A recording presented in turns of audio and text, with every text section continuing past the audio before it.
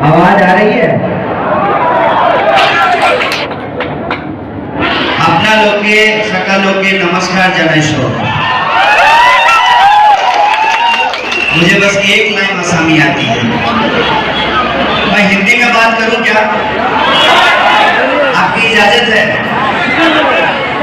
मेरी आवाज जहां तक पहुंच रही है, मोरी गांव के आप तमाम आदरणीय बुजुर्गों का, माताओं बहनों का, नौजवान दोस्तों का, किसान मजदूर भाइयों का, दुकानदार दोस्तों का, इस इलाके के आप तमाम आम आवाम का मैं क्रांतिकारी इस्तकबाल करता हूं, आपका हार्दिक अभिनंदन करता हूं। सरकार के बदलने से आपके जीवन में क्या बदला है, यह सवाल हम आपसे पूछने के लिए आए हैं। हम आपसे अपना ये दुख साझा करने के लिए आए हैं कि आप बताइए, ये कहते हैं कि इस देश में पकौड़ा बेचना रोजगार है। अगर पकौड़ा बेचना रोजगार है तो अमित शाह अपने बेटा को पकौड़ा का दुकान खोल करके क्यों नहीं दिखा दिया? अमित शाह अपने बेटा को पकौड़ा का दुकान खोल देता है, उसको तो बीसीसीआई का सेक्रेटरी बना दिया है। और हमारा भाई, आपका बच्चा, आपके परिवार के नौजवान ITI किए हैं, पॉलिटेक्निक किए हैं, इंजीनियरिंग किए हैं, MBA किए हैं, मैनेजमेंट किए हैं, उनको कह रहा है पकौड़ा का दुकान खोल लीजिए। अरे साहब, हम मेहनतकश लोग हैं, खून पसीने से अपना पेट पालना जानते हैं। हमारे यहाँ एक कहावत कही जाती है कि कुदरत ने 2 हाथ दिया है और 1 पेट दिया है, 2 हाथ की मेहनत की कमाई से 1 पेट को भर लेंगे, हमारी यह बात कही जाती है। हम मेहनत मजदूरी करके अपना पेट भर लेंगे, लेकिन हम आपसे सरकार होने के नाते ये सवाल पूछना चाहते हैं कि आपके पास हमारे देश के नौजवानों को, आसाम के नौजवानों को देने के लिए रोजगार नहीं है, लेकिन बीसीसीआई का सेक्रेटरी बनाने के लिए अपने बेटा का आपके पास पोस्ट है। हम कहते हैं कि हमको नौकरी तब मिलेगी जब हम 3 बार कंपटीशन पास करेंगे। मैं पूछना चाहता हूं कि अमित शाह के बेटा का क्या मेरिट है? उसको बीसीसीआई का सेक्रेटरी कैसे बना दिया गया है? वो SSC का एग्जाम दिया था, UPSC का एग्जाम दिया था, कैसे उसको बीसीसीआई का सेक्रेटरी बना दिया गया? उसका मेरिट यही है ना कि उसका बाप जो है वो तरीबार हुआ था गुजरात से, इसीलिए उसको बीसीसीआई का सेक्रेटरी बना दिया गया है। और ये सवाल जब मैं पूछता हूं तो लोग कहते हैं कि आपको डर नहीं लगता। हम बोले डर हमको इसलिए नहीं लगता है कि हम समझते हैं कि वो हमारी जिंदगी अगर देने वाला नहीं है तो हमारी जिंदगी लेने वाला भी नहीं है। ये बात हम उसको बता देना चाहते हैं कि ये देश किसी एक पार्टी की बकौती नहीं है। ये देश 2 लोग मिलकर के बेच नहीं सकते हैं। ये देश, इस देश में रहने वाले 135 करोड़ लोगों का देश है। आपको तय करना है कि आप देश बचाने वालों के साथ खड़ा होना चाहते हैं या देश बेचने वालों के साथ खड़ा होना चाहते हैं। आप मुझे बताइए, अपने आप को मामा कहते हैं, जो मामा कांग्रेस पार्टी का नहीं हुआ वो आसाम का क्या होगा? ये बात मैं आपसे कहना चाहता हूं कि अपनी जिंदगी की बेहतरी के लिए जो एक इंसान जनता से धोखा करे, उससे बड़ा कोई बेईमान नहीं होता है। और इन बेईमानों ने इस देश की सत्ता पर, इस देश की गद्दी पे अपना कब्जा जमा लिया है। इन बेईमानों को हमको हराना होगा और दिल्ली के बॉर्डर पे जो किसान लड़ रहे हैं, उन किसानों को हमको जिताना होगा। बताइए, आप किसान के साथ में नहीं, बेईमान के साथ में? किसान के साथ है ना? किसान के अगर साथ हैं तो मैं आपको बता दूं कि जब कड़कड़ाती ठंड थी, बाहर में 1 डिग्री जब टेम्परेचर हो गया था, तब भी किसान दिल्ली के बॉर्डर पे बैठे हुए थे और सरकार से क्या कह रहे थे? सरकार से कह रहे थे कि साहब, हमको आपकी भलाई नहीं चाहिए, आप हमारी भलाई मत कीजिए, आप हमारी भलाई के नाम पर करके आप अपने दोस्तों को कौड़ियों के दाम में बेच देना चाहते हैं। हमको आपकी ये भलाई नहीं चाहिए। तो सरकार ने कहा कि किसानों को कुछ लोग भड़का रहे हैं। अरे भड़काने का काम तो आपके द्वारा खरीदा हुआ मीडिया 24 घंटा करता है। और किसान ऐसे लोग हैं जिनको कोई भड़का नहीं सकता है।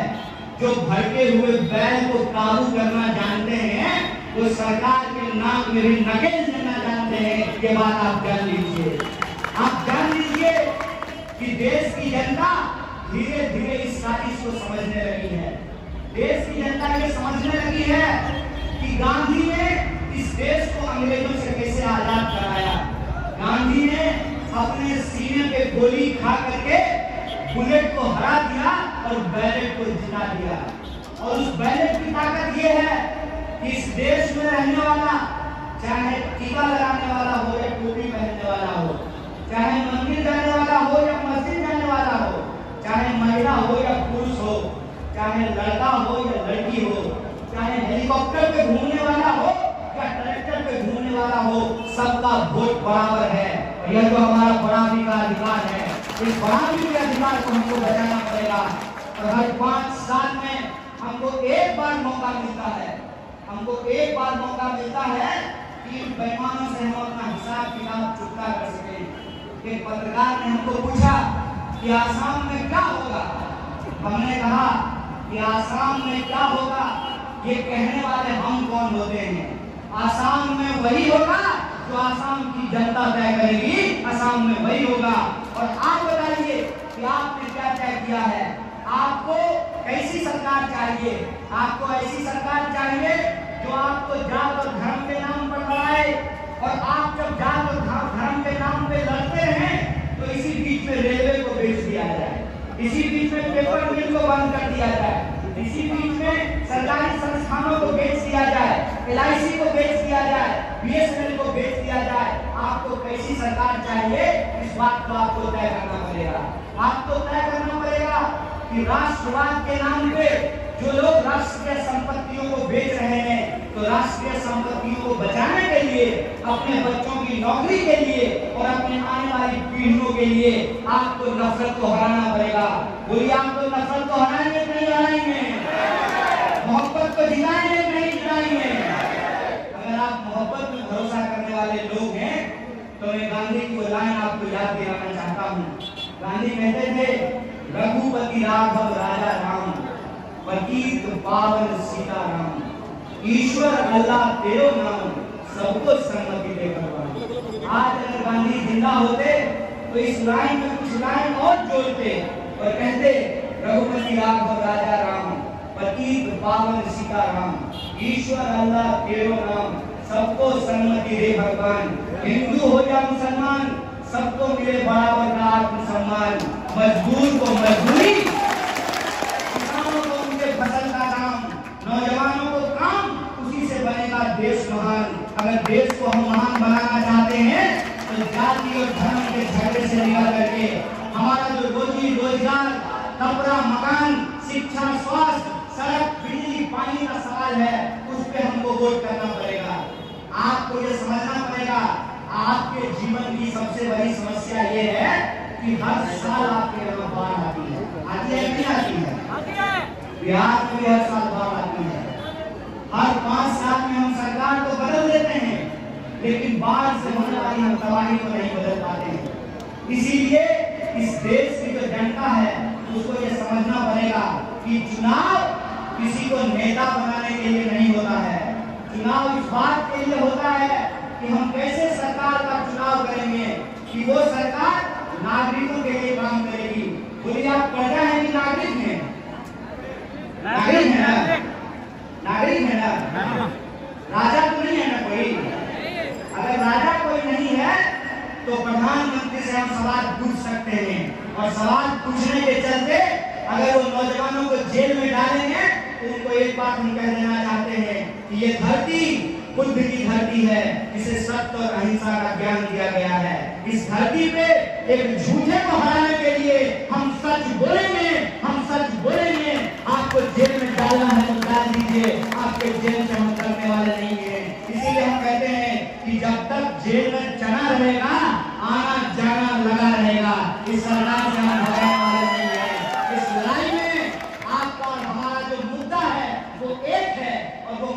ये है कि इस देश को हमको बचाना है, आसाम को हमको बेहतर बनाना है, रोजी रोजगार के लिए, सबके आत्म सम्मान के लिए, बेहतर आसाम के लिए हमको मिलकर के काम करना है। इसी आशा और विश्वास के साथ कि हम मिलकर के करेंगे और इस लड़ाई को हम जरूर जीतेंगे। बोलिए जीतेंगे नहीं जीतेंगे? खाली हाथ उठाने से नहीं जीतेंगे, भाषण सुन करके चले जाएंगे उससे नहीं जीतेंगे। रास्ता में लड़का लोग जो है बड़ा सेल्फी खिंचा रहा था, तो हम बोले सेल्फी तक तो बात ठीक है, लेकिन अगर वोटिंग से पहले बूथ कमेटी का निर्माण नहीं होगा, अगर यही नौजवान अपने इलाके के बूथ पे जाकर के नौजवानों को इकट्ठा करके बूथ कमेटी नहीं बनाएंगे, घर घर जाकर के वोटर लिस्ट लेकर के ये चेक नहीं करेंगे कि कितने वोटर किस घर में हैं, कौन वोटर यहाँ है। और कह रहे थे मुनि मोहंता साहब की उनके यहाँ के बच्चे केरला में काम करने के लिए जाते हैं, तो कौन वोटर यहाँ है और कौन वोटर बाहर चला गया है उसको फोन करके बुलाना पड़ेगा।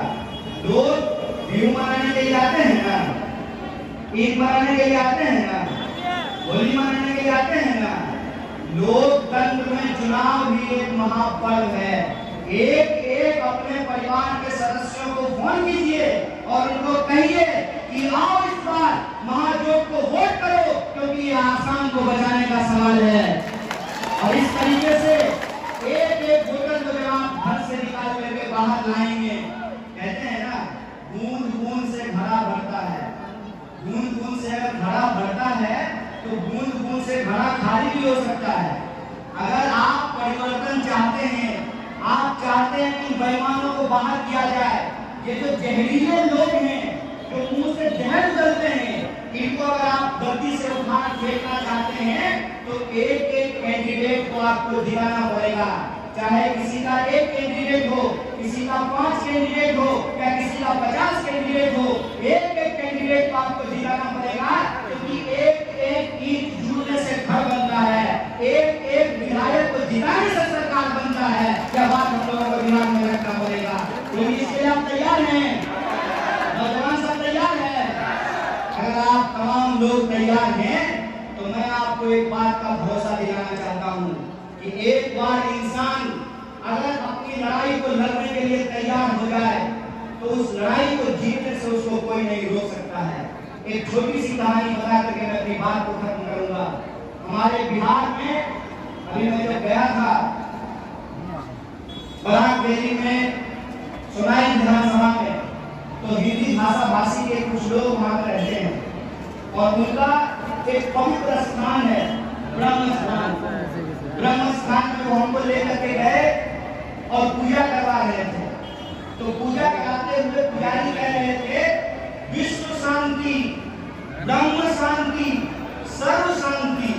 तो मेरे मन में ये विचार आ रहा था कि जहां पर विश्व शांति की बात होती हो, ब्रह्म शांति की बात होती हो, सर्व शांति की बात होती हो, उस धर्म का नाम लेकर के हाथ में तलवार उठा करके कोई किसी का कत्ल कैसे कर सकता है, खून खराबे की बात कैसे कर सकता है, यह बात मेरे दिमाग में आ रही थी। उसी वक्त हमने ये तय कर लिया था कि आज के डेट में समाज में 2 तरह के लोग हैं। एक वो लोग हैं जो रास्ता बनाते हैं और दूसरा वो लोग हैं जो रास्ते में पत्थर डालते हैं। वो जो कहानी मैं आपको बता रहा था कि बिहार में एक इंसान जिसका नाम था दशरथ मांझी। दशरथ मांझी ने छेनी और हथौड़ी लेकर के पूरा का पूरा पहाड़ काट करके रास्ता बना दिया था। आपको इतने लोग हैं, अगर आप सब लोग एकजुट हो जाएं, इकट्ठा हो जाएं, यह सोच करके कि अगर अंग्रेजों को हराने के लिए राम प्रसाद बिस्मिल और अशफाक उल्लाह खान एक साथ फांसी पर चढ़ सकते हैं, तो इस देश को बचाने के लिए कन्हैया और कलाम को भी एक साथ आना पड़ेगा। और यह एकजुटता ही इस देश में परिवर्तन का बयान लेकर के आएगी। बोलिए इसके लिए आप तैयार हैं? अगर आप तैयार हैं तो हर हाल में आपकी जीत होगी। इन्हीं शब्दों के साथ, इसी शुभकामना के साथ, इसी बधाई के साथ मैं अपनी बात को खत्म करता हूँ। लड़ेंगे, जीतेंगे। शुक्रिया। इंकलाब जिंदाबाद।